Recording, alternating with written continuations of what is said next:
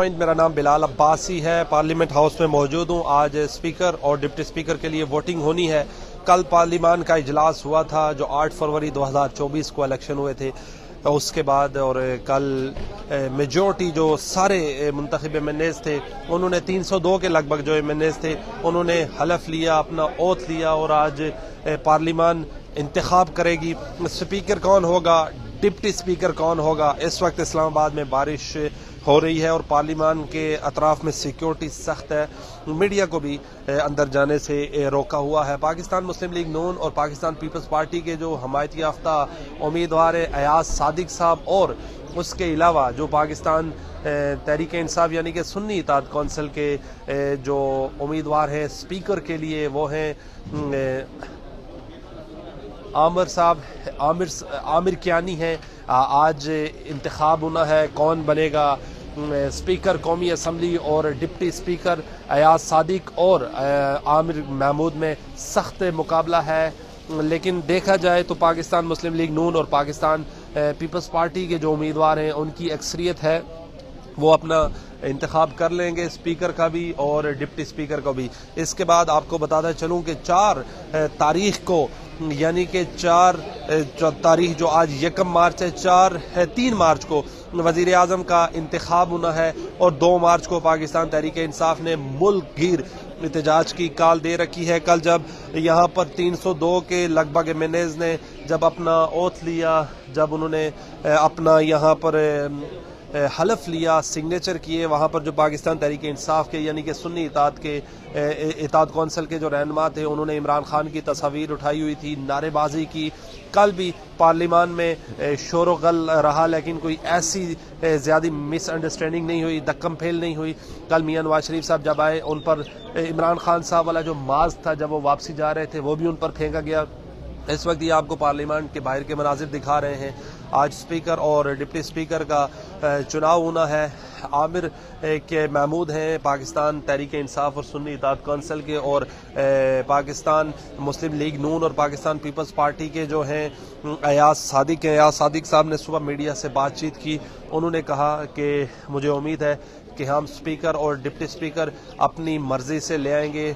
पाकिस्तान तहरीक इंसाफ और सुन्नी इत्तेहाद कौंसिल का जो उम्मीदवार है उसकी निस्बतन पाकिस्तान मुस्लिम लीग नून और पीपल्स पार्टी से वोट्स कम हैं, लेकिन वो ये इंतखाब जीत नहीं सकते क्योंकि मौलाना फजलुर रहमान साहब के साथ भी रात गए मुलाकात की असद कैसर साहब ने, और उनके साथ एक और तहरीक इंसाफ के रहनुमा थे, उन्होंने भी उनको कोई खातिर ख्वाह यकीन दहानी नहीं करवाई कि वोट देंगे या नहीं देंगे। कल जब फजलुर रहमान साहब यहाँ पहुँचे उनसे पूछा गया कि आप किसको वोट देंगे, किसका साथ देंगे, तो उन्होंने ये कहा कि अभी हमने फैसला नहीं किया और हम अपोजिशन में बैठेंगे और वोट किसी को नहीं देंगे।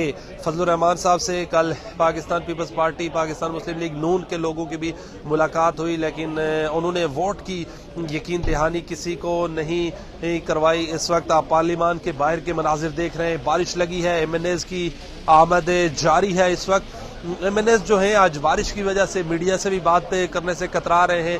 इस वक्त हमने जब देखा अब से कुछ देर कबल महमूद खान अचकजई गए, मुअन्नस सिलाई गए, मुअन्नस नहीं सालेक हुसैन गए, और इसके अलावा बहुत से और भी एमएनएस की आमद जारी है।